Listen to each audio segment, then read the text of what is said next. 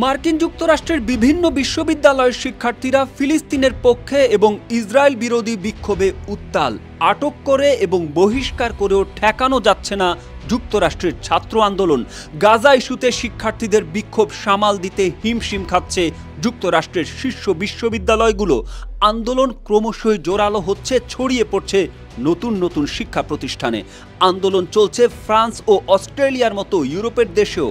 এর আগে এরকম বিক্ষোভ দেখেনি মার্কিন যুক্তরাষ্ট্রের মানুষ। ধর্ম বর্ণ সব ভুলে শিক্ষার্থীরা এক কাতারে।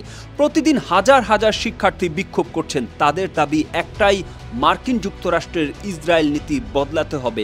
যত দ্রুত এটির উদ্যোগ নেওয়া যায় ততই ভালো, না হলে আন্দোলন এবং বিক্ষোভ আরও বাড়বে। ইসরায়েলের সঙ্গে সম্পর্কিত কোম্পানি এবং ব্যক্তিদের বয়কট করার আহ্বান জানাচ্ছেন দেশটির সবচেয়ে নামজাদা বিশ্ববিদ্যালয়গুলোর শিক্ষার্থীরা। শিক্ষকরাও সমর্থন দিচ্ছেন তাদের দাবি আদায়ে। অনড় শিক্ষার্থীরা অস্থায়ী তাঁবু বসিয়ে বিশ্ববিদ্যালয়গুলো অচল করে দিচ্ছেন। আন্দোলন ক্রমশই জোরালো হচ্ছে, ছড়িয়ে পড়ছে নতুন নতুন শিক্ষা প্রতিষ্ঠানে।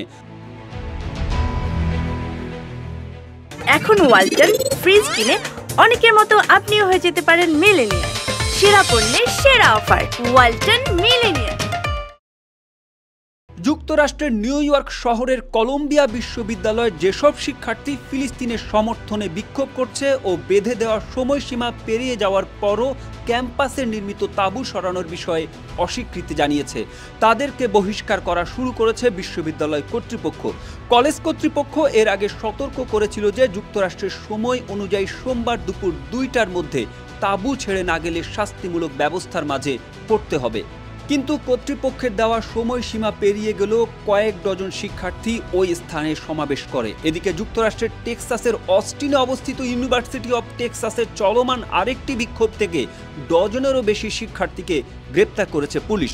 সেখানকার কর্মকর্তারা বলছেন, বিক্ষোভকারীরা তাঁবু নামানোর নির্দেশনা উপেক্ষা করেছিল, সে কারণে অনেকটা বাধ্য হয়েই তারা পুলিশে খবর দিয়েছেন।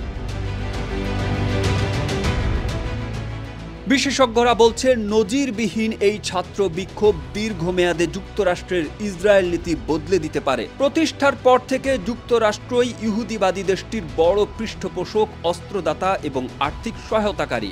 তবে তরুণ প্রজন্মের আন্দোলনে তাতে পরিবর্তন আসতে পারে।